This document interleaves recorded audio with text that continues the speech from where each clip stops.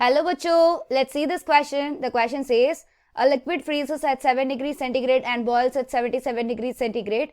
If the Kf and Kb values for the liquid are given 5.6 and 2.5 respectively, then the ratio of molar latent heat of fusion and molar latent heat of vaporization is.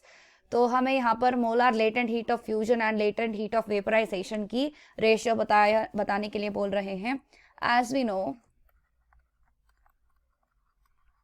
that is Kf is equal to RT F square divided by 1000 into latent heat of fusion and Kb अगर लिखते हैं RTB square divided by 1000 into latent heat of vaporization.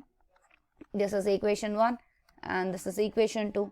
तो इस equation 1 and 2 को divide कर लेते हैं हम 1 by 2 that will be equal to latent heat of fusion by latent heat of vaporization, that will be equal to Tf square into Kb divided by Tb square into Kf.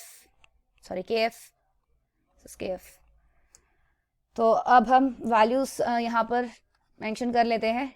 Lf by Lv is equals to Tf कितनी दी गई 280. इसको kelvin में बदल देते हैं, right? तो whole square into 2.5 Kb की value divided by इसको भी अगर केल्विन में बदल देते तो 350 हो जाएगी इंटू 5.6. तो Lf divided by Lv is equals to 2/7 हो जाएगी अप्रॉक्सीमेटली इसकी रेशियो.